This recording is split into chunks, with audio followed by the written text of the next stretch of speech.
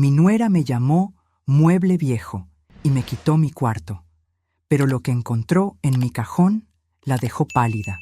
Escuché claramente cuando Fernanda le dijo a mi hijo: ¿para qué queremos ese mueble viejo ocupando el mejor cuarto de la casa? Ni siquiera produce nada, solo consume.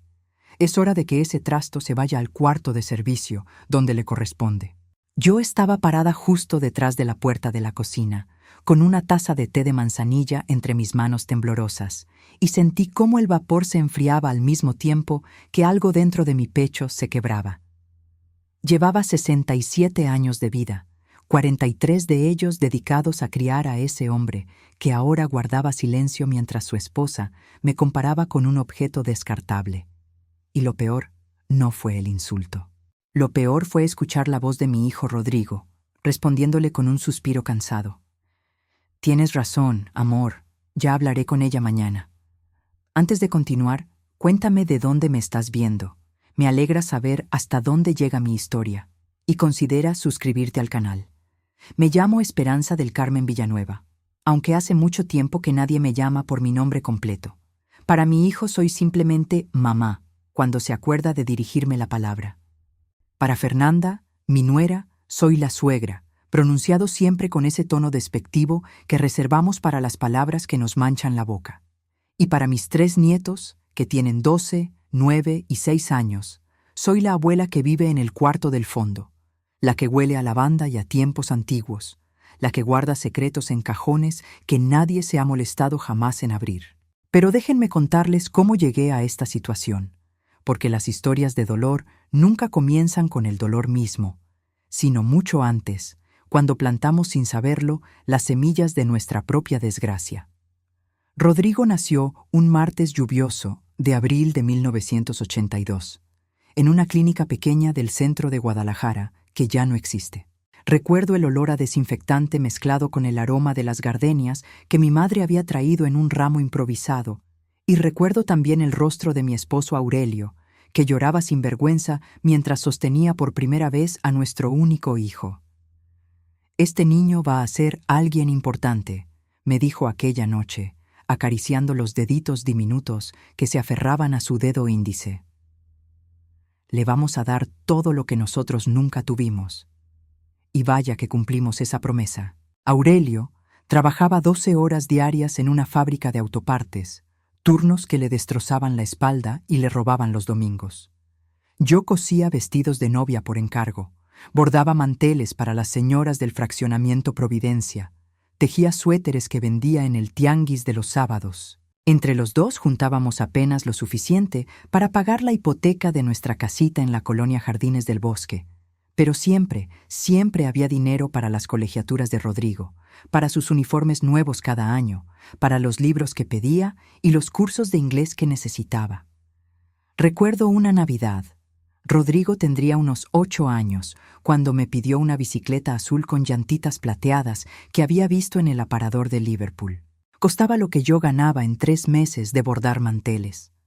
Aurelio y yo nos miramos aquella noche cuando el niño ya dormía, y sin decirnos una palabra, supimos lo que teníamos que hacer. Él tomó turnos extras en la fábrica durante noviembre y diciembre, llegando a casa a medianoche con las manos agrietadas por el frío y el aceite industrial. Yo acepté coser los vestidos de dama de una quinceañera, trabajando hasta las 3 de la mañana bajo la luz amarillenta de una lámpara que me arruinaba la vista. El 24 de diciembre, cuando Rodrigo bajó las escaleras y vio esa bicicleta azul reluciente junto al arbolito, su grito de alegría valió cada una de las noches sin dormir, cada dolor de espalda, cada centavo que no gastamos en nosotros mismos. «Es la mejor Navidad de toda mi vida», exclamó mientras nos abrazaba, y Aurelio me miró por encima de su cabecita despeinada con esa sonrisa que decía: «Valió la pena, Esperanza. Todo vale la pena por él». Años después, cuando Rodrigo entró a la universidad para estudiar administración de empresas, vendimos el carro viejo que teníamos, un Tsuru del 89 que había sido nuestro compañero de aventuras durante casi una década. Con ese dinero pagamos su primer semestre y los libros que necesitaba. «No se preocupen», Nos dijo muy serio el día que le entregamos el cheque. Cuando yo sea alguien importante, les voy a devolver todo esto multiplicado por 100. Aurelio sonrió con esa fe ciega que tienen los padres en sus hijos. No queremos que nos devuelvas nada, mijo. Solo queremos verte triunfar. Y triunfó. Vaya que triunfó. Rodrigo se graduó con honores. Consiguió trabajo en una empresa transnacional antes de terminar su servicio social. Y a los 28 años ya era gerente de finanzas con un sueldo que nosotros no habríamos podido imaginar ni en nuestros sueños más ambiciosos. Fue entonces cuando conoció a Fernanda, una contadora de ojos verdes y sonrisa estudiada que trabajaba en el mismo corporativo. Desde el principio, algo en ella me inquietó. No era maldad lo que veía en sus ojos, sino algo más sutil y quizá más peligroso. Una ambición fría, calculadora, que medía a las personas por su utilidad inmediata. En nuestra primera cena juntos, cuando Rodrigo nos la presentó oficialmente, noté cómo sus ojos recorrían nuestra casita modesta, evaluando los muebles viejos, las cortinas que yo había cosido hacía 20 años, el mantel bordado a mano que cubría nuestra mesa de pino. «Qué acogedor», dijo con una sonrisa que no le llegaba a los ojos. «Muy pintoresco». Aurelio, que era incapaz de ver maldad en nadie, me apretó la mano por debajo de la mesa como diciéndome: «Dale tiempo, Esperanza, es la novia de nuestro hijo». Le di tiempo, le di años. La boda fue en un salón elegante de Zapopan que Fernanda eligió sin consultarnos. Aurelio tuvo que pedir un préstamo para pagar nuestra parte de los gastos, aunque en realidad solo nos permitieron contribuir con el pastel y las flores del altar. «Es que ustedes no entienden de estas cosas», nos explicó Fernanda con esa condescendencia que ya comenzaba a hacérseme familiar. «Mejor déjenmelo a mí, que tengo mejor gusto». El día de la boda, mientras veía a mi hijo intercambiar votos con aquella mujer de vestido importado y sonrisa perfecta, sentí por primera vez un escalofrío de premonición. Aurelio me tomó de la mano, como siempre hacía cuando me notaba preocupada, y me susurró al oído: «Todo va a estar bien, mi vida. Nuestro hijo es feliz, y eso es lo único que importa». 5 años después de aquella boda, mi Aurelio murió de un infarto fulminante mientras podaba el rosal del jardín que tanto amaba. Lo encontré tirado sobre las flores rojas, con una expresión de sorpresa en el rostro, como si la muerte lo hubiera tomado desprevenido en medio de un pensamiento hermoso. Tenía 64 años y un corazón que, según los médicos, estaba demasiado gastado para su edad. El corazón de su esposo trabajó el doble de lo normal durante décadas, me explicó el cardiólogo con esa frialdad clínica que tienen los que ven la muerte todos los días. El desgaste era inevitable. Lo que no me dijo, pero yo sabía perfectamente, era que ese desgaste tenía nombre y apellido. Se llamaba sacrificio. Se llamaba turnos dobles en la fábrica. Se llamaba privaciones constantes para que nuestro hijo tuviera todo lo que nosotros nunca pudimos darle a nuestros propios sueños. Aurelio murió dándolo todo, hasta el último latido.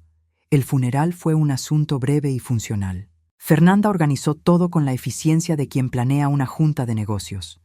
Y me sorprendió ver lo rápido que mi esposo, de 41 años de matrimonio, se convirtió en una serie de trámites por resolver. Rodrigo lloró, eso sí, pero de esa manera contenida que tienen los hombres que han aprendido a medir sus emociones para no incomodar a nadie. «Mamá, tienes que venir a vivir con nosotros», me dijo 3 días después del entierro, mientras yo intentaba ordenar los papeles que Aurelio había dejado en su escritorio. «No puedes quedarte sola en esta casa». Miré a mi alrededor, a las paredes que guardaban 40 años de recuerdos, al sofá donde Aurelio y yo veíamos las telenovelas tomados de la mano, a la cocina donde había preparado miles de comidas con amor y especias heredadas de mi abuela. «Esta es mi casa, mijo. Aquí están mis recuerdos, mi vida». «Es solo una casa, mamá. Las casas no importan. Lo que importa es la familia». Fernanda apareció detrás de él, como siempre hacía cuando había una decisión importante que tomar. «Suegra, Rodrigo tiene razón. Además, Esta casa ya está muy deteriorada. Lo mejor sería venderla y usar ese dinero bueno, para su futuro. ¿Mi futuro? Para cuando necesite, ya sabe, atención especializada. Tenía 61 años y una salud de hierro, pero Fernanda ya estaba planificando mi vejez como quien planifica la demolición de un edificio viejo. Sin embargo, estaba tan destruida por la muerte de Aurelio, tan perdida sin mi compañero de vida, que no tuve fuerzas para resistirme. Vendí la casa 3 meses después.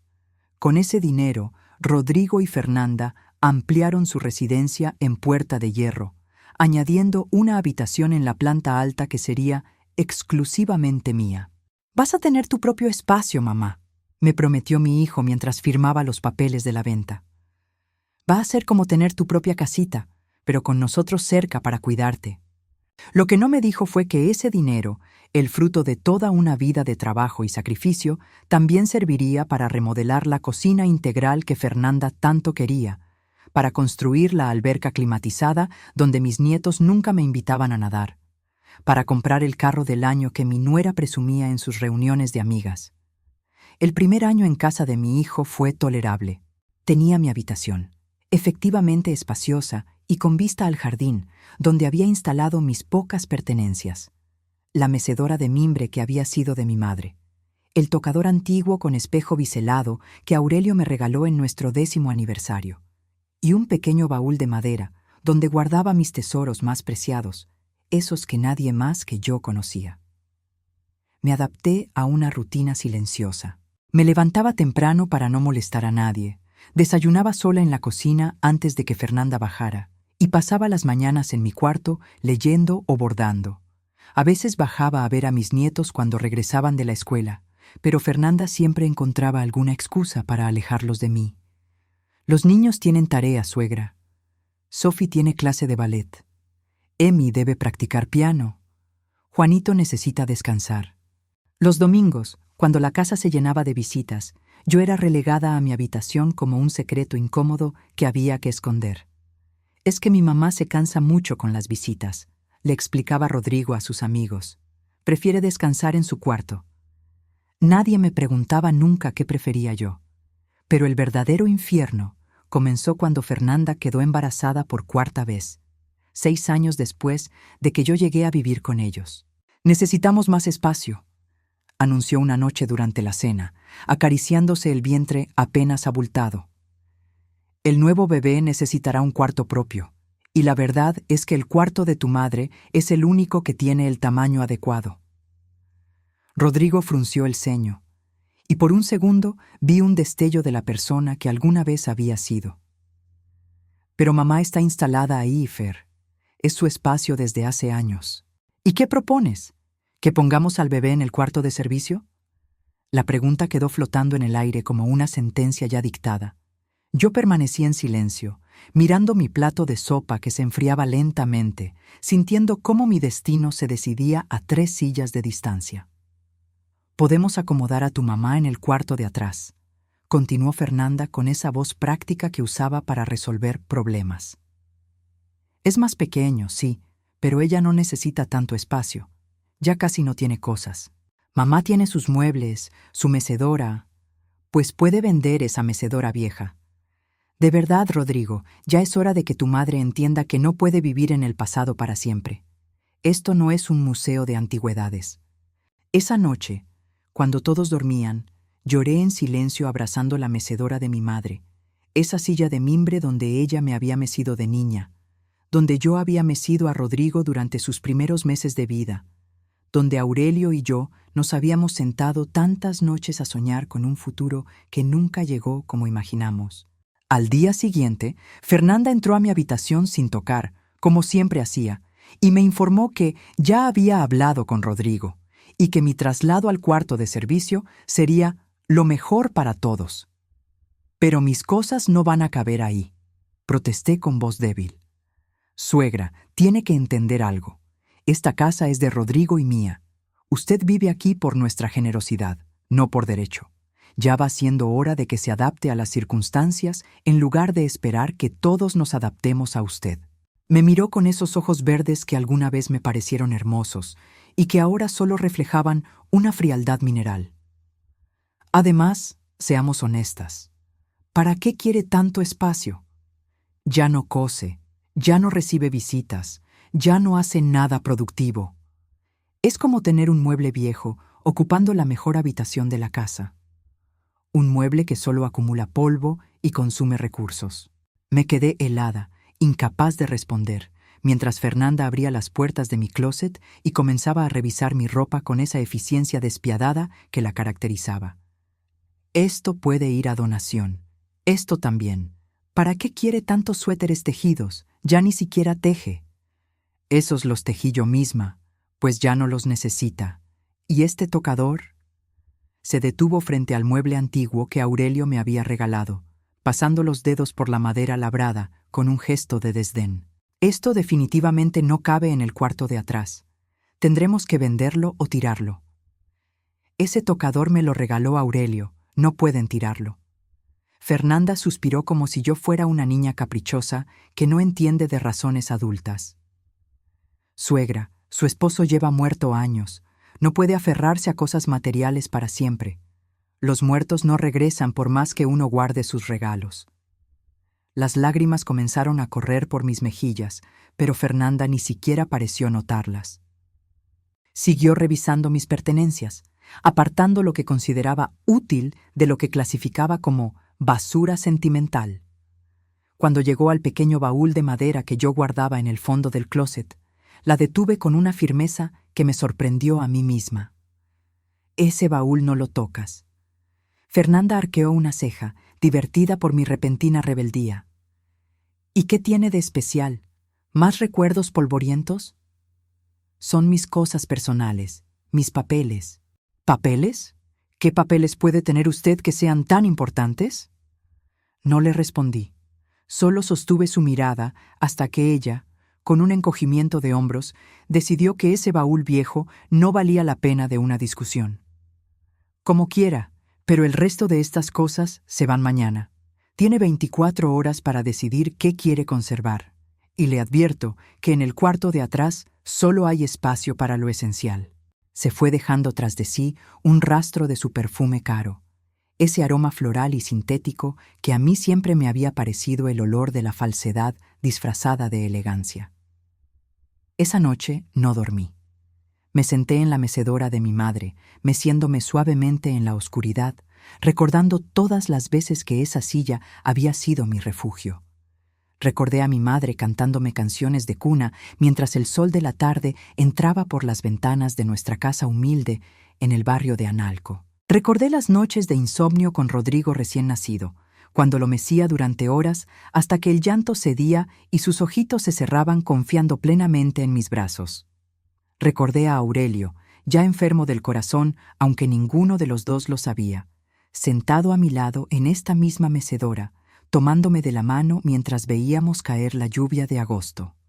Esta mecedora ha visto nacer amores, le dije aquella tarde, recargando mi cabeza en su hombro. Y los seguirá viendo, mi vida, me respondió él con esa certeza que siempre tuvo en las cosas buenas. Esta mecedora va a ver a nuestros nietos y a los nietos de nuestros nietos. Aurelio se equivocó. La mecedora no vería a nuestros bisnietos. La mecedora, según Fernanda, terminaría en una tienda de antigüedades o en un basurero, porque ya no había espacio para ella en esta casa que alguna vez pagamos con el sudor de nuestras frentes. El traslado al cuarto de servicio fue una humillación silenciosa que duró 2 días. Fernanda supervisaba cada viaje de mis pertenencias, comentando en voz alta qué cosas le parecían rescatables y cuáles eran puro estorbo. Mi ropa quedó reducida a un pequeño closet empotrado que olía a humedad. Mis libros, los pocos que pude conservar, se apilaron en un rincón porque no había estantes. La mecedora de mi madre no cupo por la puerta, y tuve que ver cómo los trabajadores de la mudanza la subían a una camioneta que se la llevó a algún lugar desconocido. «No se preocupe, suegra», me dijo Fernanda con falsa compasión. «Le conseguimos buen precio, 700 pesos. Se los guardo para cuando necesite algo. 700 pesos.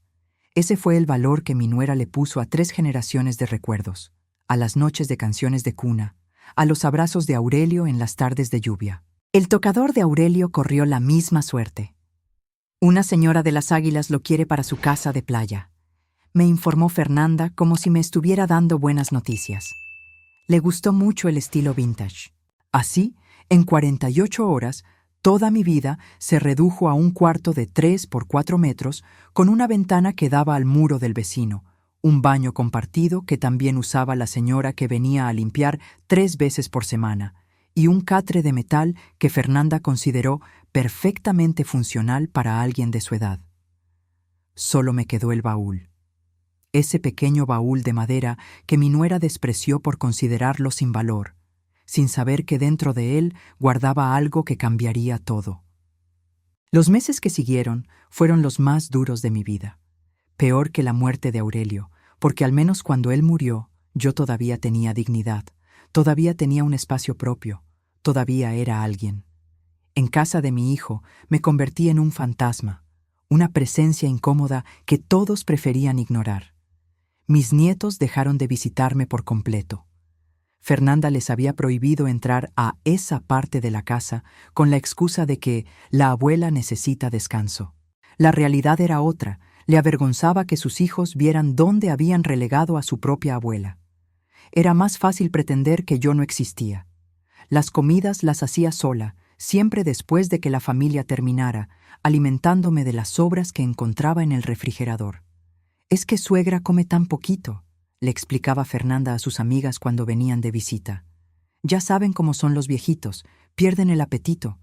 La verdad era que yo comía poco, porque para cuando llegaba a la cocina, los mejores cortes de carne ya habían desaparecido, las frutas frescas se habían terminado, y solo quedaban los restos que nadie más quería. Rodrigo, mi hijo, el niño por quien había sacrificado todo, parecía haberse olvidado de que yo existía. Lo veía a veces por las mañanas, cuando bajaba al jardín a tomar un poco de sol, pero él siempre tenía prisa. «Buenos días, mamá. Luego platicamos», me decía mientras corría hacia su carro. Ese «luego» nunca llegaba. Las únicas conversaciones que tenía eran con la señora Lupita, la empleada doméstica que venía 3 veces por semana.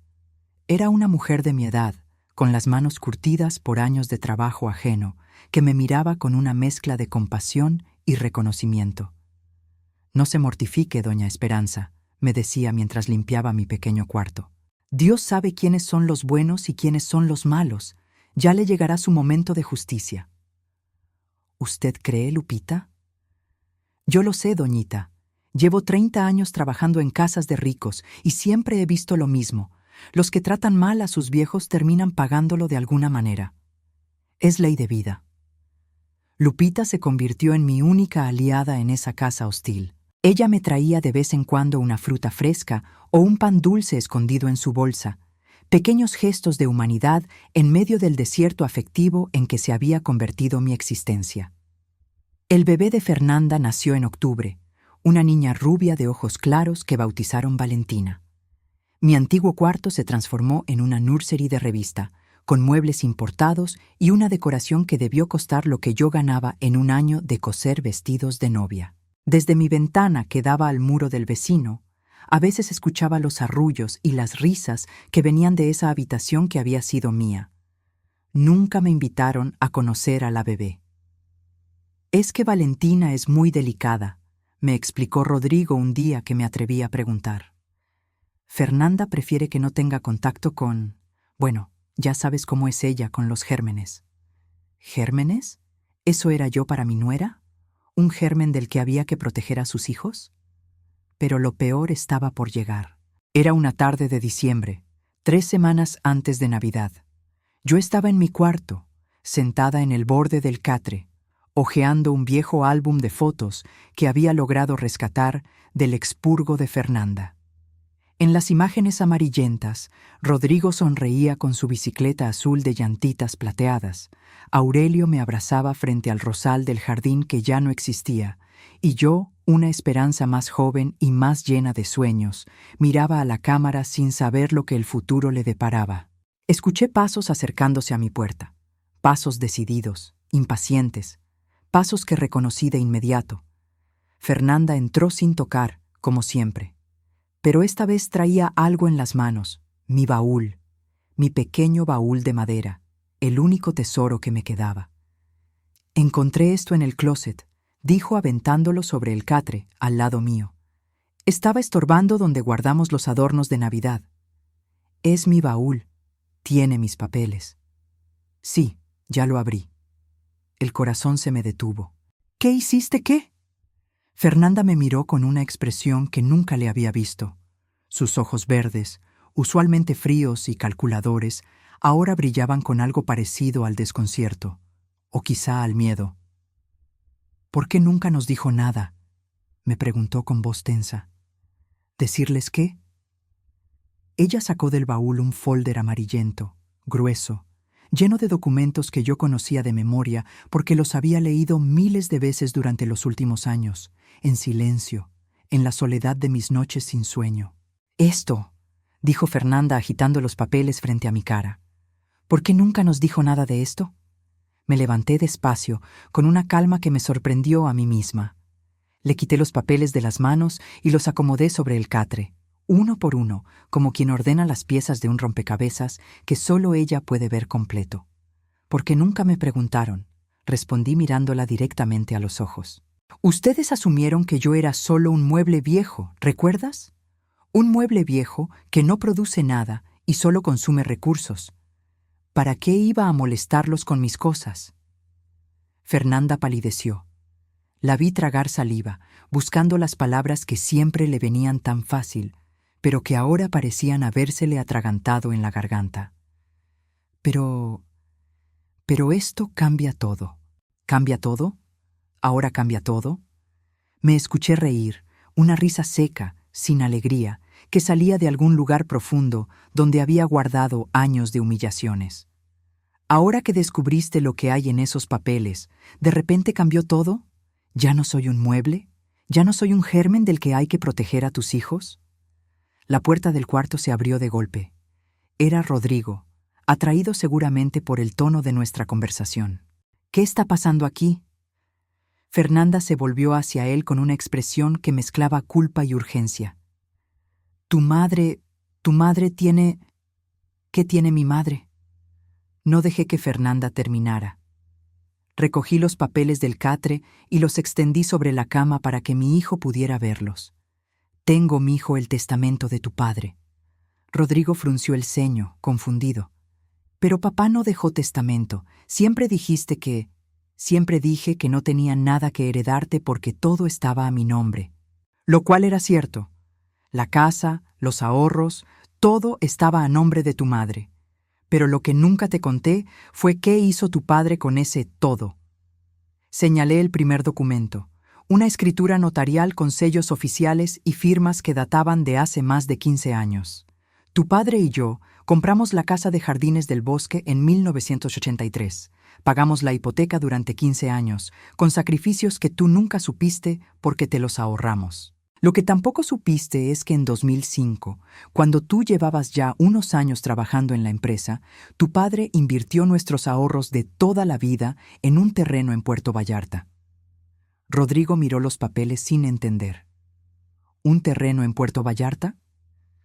2.000 metros cuadrados frente al mar, en una zona que entonces no valía mucho, pero que tu padre, con esa intuición que siempre tuvo para los negocios, aunque nunca pudo ejercerla, sabía que algún día valdría una fortuna. «Es para el futuro de Esperanza», me dijo cuando firmamos los papeles. «Por si algún día yo no estoy y ella necesita algo de donde sostenerse». Fernanda se había quedado muy quieta, muy callada. La vi calculando mentalmente, haciendo las cuentas que tan bien se le daban. «¿Cuánto vale ese terreno ahora?», preguntó con voz apenas audible. «Ah, ¿ahora te interesa? ¿Ahora que no soy solo un mueble viejo?» «Suegra, yo...» «No me llames suegra. Nunca me has tratado como si fuera tu suegra, así que no empieces ahora». Saqué otro documento del montón. Este era más reciente, de hace apenas 5 años. Cuando vendí la casa de Jardines del Bosque para contribuir a la remodelación de esta mansión, ustedes asumieron que ese dinero era todo lo que yo tenía. Y yo los dejé creer eso, porque en ese momento estaba tan destruida por la muerte de Aurelio que no me importaba nada. Pero lo que nunca les dije es que el terreno de Puerto Vallarta seguía a mi nombre, y que hace 5 años, cuando ustedes estaban tan ocupados planeando cómo convertir mi cuarto en nursery, yo recibí una oferta de compra de una cadena hotelera internacional. La palidez de Fernanda se había convertido en un tono verdoso. ¿Vendiste el terreno? No. Rechacé la oferta porque era demasiado baja. Solo 30 millones de pesos por un terreno que, según los avalúos que hice hacer por mi cuenta, vale al menos el doble. ¿60 millones? No respondí. Dejé que el silencio pesara sobre ellos, como había pesado sobre mí durante años. Rodrigo se dejó caer en una silla, aturdido. «Mamá, ¿por qué nunca nos dijiste nada de esto? ¿Por qué habría de hacerlo, mijo? Ustedes nunca me preguntaron. Ustedes decidieron que yo era una vieja inútil, que vivía de su caridad, un estorbo que había que tolerar hasta que la muerte se lo llevara. Nunca, en todos estos años, se les ocurrió preguntarme quién era yo realmente, qué había hecho con mi vida, qué sueños había tenido, qué sacrificios había hecho. Para ustedes, yo era solo la mamá de Rodrigo o la suegra, un personaje secundario en la historia de sus vidas». Mi voz se quebró por primera vez, pero me negué a llorar. Ya había llorado suficiente en la soledad de este cuarto miserable. Ahora era momento de otra cosa. ¿Saben qué encontré en ese baúl, además de los papeles del terreno? Continué sacando más documentos. Encontré las fotografías de la bicicleta azul que tu padre y yo compramos para ti cuando tenías 8 años, Rodrigo. Encontré los recibos de todas las colegiaturas que pagamos trabajando turnos dobles. Encontré las notas de los suéteres que yo tejía para vender en el tianguis mientras tu padre destrozaba su espalda en la fábrica.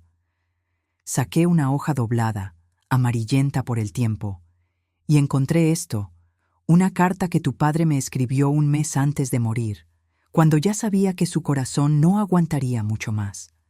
«Mi esperanza», me escribió, «si estás leyendo esto es porque ya no estoy contigo. Quiero que sepas que cada sacrificio valió la pena, cada noche sin dormir, cada peso que no gastamos en nosotros. Todo valió la pena, porque te tuve a ti y porque juntos criamos a un buen hombre.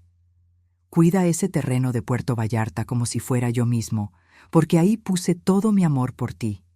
Y cuando llegue el momento, haz con él lo que tu corazón te dicte. Confío en ti, mi vida. Siempre confié en ti». Las lágrimas corrían ahora libremente por mis mejillas, pero no eran lágrimas de dolor, sino de algo más profundo, más purificador. Eran lágrimas de liberación.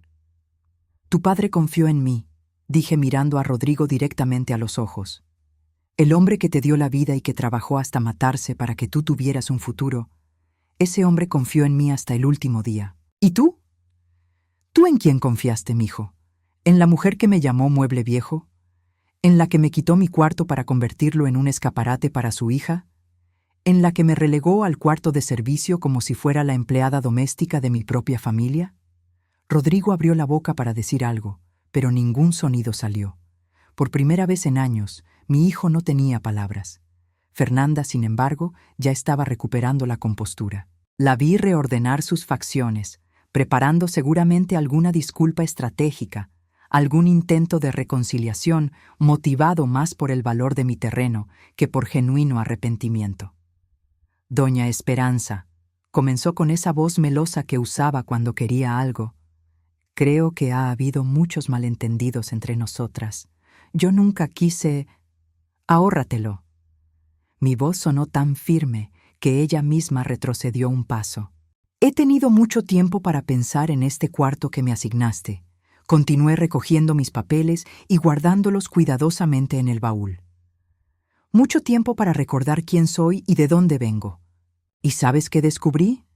Descubrí que una mujer que sobrevivió a la pobreza, que crió a un hijo con sacrificios que tú nunca podrías imaginar, que perdió al amor de su vida y siguió adelante, esa mujer no se merece vivir en un cuarto de servicio rogando por las sobras de una familia que la desprecia».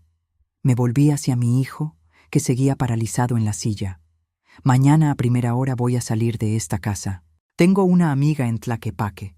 ¿Te acuerdas de ella? Doña Carmen, la que me enseñó a bordar cuando era niña. Ella me ha estado invitando a vivir con ella desde que Aurelio murió, pero yo rechacé su oferta porque creí que mi lugar estaba junto a mi hijo. Qué equivocada estaba. Mamá, no puedes irte así. ¿No puedo? ¿Por qué no? Tú mismo me dijiste hace años que las casas no importan, que lo importante es la familia. Pues bien, mijo, acabo de descubrir que mi verdadera familia no está aquí. Mi verdadera familia son las personas que me respetan, que me valoran, que ven en mí algo más que un mueble viejo ocupando espacio. Me acerqué a Rodrigo, y por última vez le acaricié la mejilla como había hecho cuando era niño. Te amo, mijo. Te amé desde antes de que nacieras, y te amaré hasta el día de mi muerte. Pero el amor no significa permitir que me maltraten. El amor no significa convertirme en menos de lo que soy para que otros se sientan más. Tu padre me enseñó eso. Me enseñó que el amor verdadero dignifica, no humilla, y el amor que hay en esta casa dejó de dignificarme hace mucho tiempo. Rodrigo finalmente rompió a llorar. Lágrimas gruesas, de hombre arrepentido, que le corrían por las mejillas mientras su esposa observaba la escena con una mezcla de frustración e impotencia. Perdóname, mamá. Por favor, perdóname. Lo abracé, sintiendo bajo mis brazos al niño que había sido, al bebé que mecí durante noches enteras, al muchacho que prometió devolverme todo multiplicado por 100. Te perdono, mijo. Te perdono porque soy tu madre y porque el perdón es lo que hacemos las madres. Pero perdonar no significa olvidar, y tampoco significa regresar a un lugar donde mi dignidad no es bienvenida. Me separé de él y caminé hacia la puerta. Mañana temprano me iré. Pueden conservar todo lo que quedó de mis cosas en este cuarto, no me importa. Solo me llevo mi baúl y mis recuerdos. Es todo lo que necesito. Fernanda dio un paso hacia mí, probablemente preparando algún último intento de manipulación. Pero doña Esperanza, el terreno, el dinero, nosotros podríamos... La miré con una calma que me sorprendió a mí misma.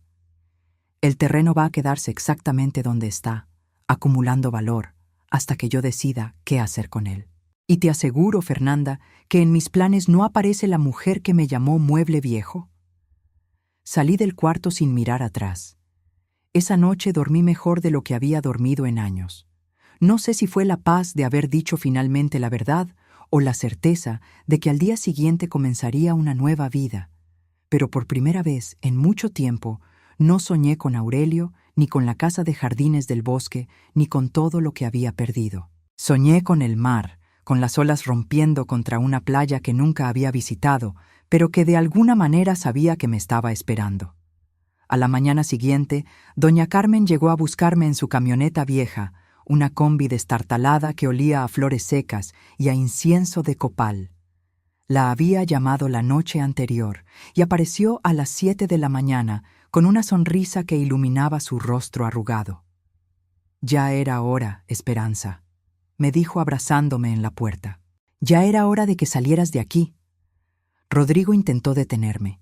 Salió corriendo en pijama cuando escuchó el motor de la combi, con los ojos hinchados por una noche sin dormir y la barba de 2 días ensuciándole el rostro. Mamá, espera, podemos arreglar esto. Podemos mover a Valentina a otro cuarto. Podemos... No se trata del cuarto, mijo. Nunca se trató del cuarto. Lo besé en la frente, como hacía cuando era niño y tenía pesadillas. Cuando entiendas eso, búscame. Pero no antes. Subí a la combi de doña Carmen, y mientras nos alejábamos por las calles de Puerta de Hierro, sentí que dejaba atrás algo más que una casa de lujo. Dejaba atrás a la mujer que había sido, sumisa, temerosa, dispuesta a sacrificarlo todo por un amor que no era correspondido. Y en su lugar emergía alguien nuevo.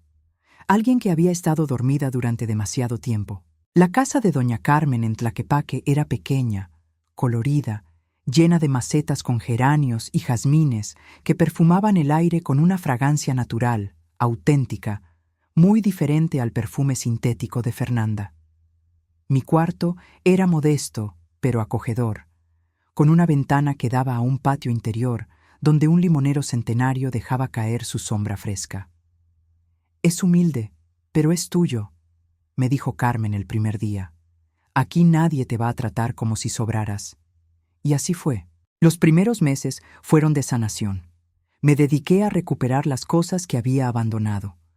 Volví a tejer, volví a bordar, volví a cocinar las recetas de mi abuela que había olvidado entre tantos años de comer sobras. Carmen y yo pasábamos las tardes en el patio, tomando café de olla y compartiendo historias de nuestras vidas. Y poco a poco fui redescubriendo a la mujer que había sido antes de convertirse en la mamá de Rodrigo. 6 meses después de mi partida, recibí una llamada inesperada. Era Fernanda. «Doña Esperanza, necesito hablar con usted. Es urgente». Su voz había perdido aquel tono de superioridad que la caracterizaba.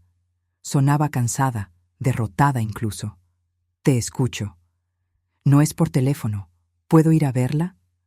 Dudé un momento. La mujer que me había humillado durante años quería verme, y cada fibra de mi ser me gritaba que dijera que no.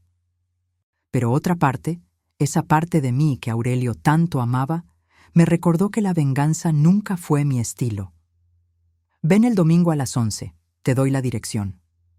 Fernanda llegó puntual, conduciendo un carro menos lujoso que el que recordaba.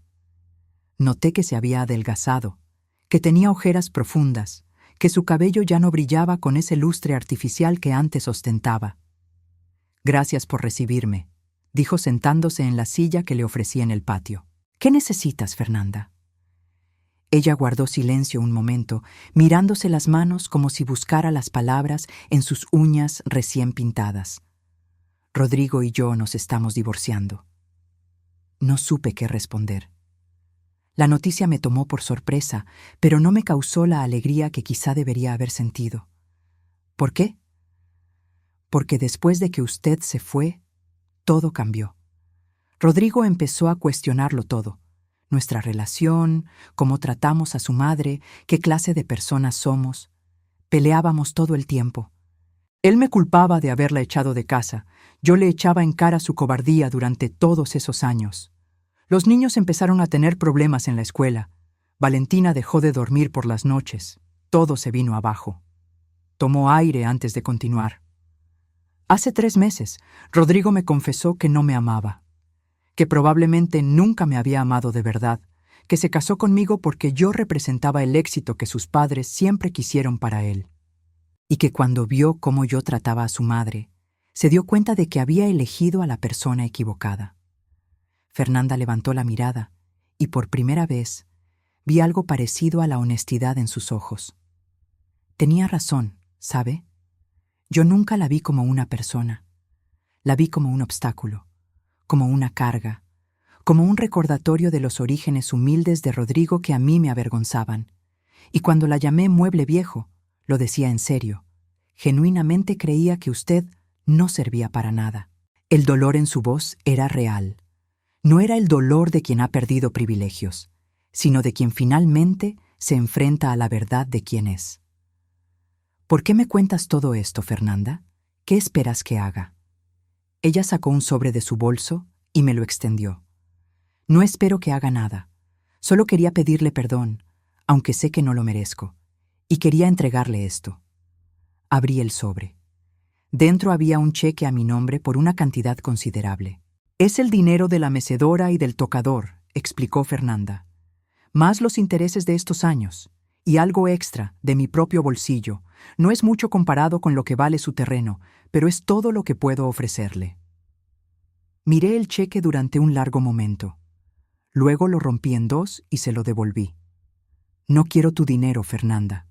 Nunca se trató de dinero». «Entonces, ¿de qué se trató?» «De respeto, de dignidad, de ser vista como un ser humano y no como un objeto descartable.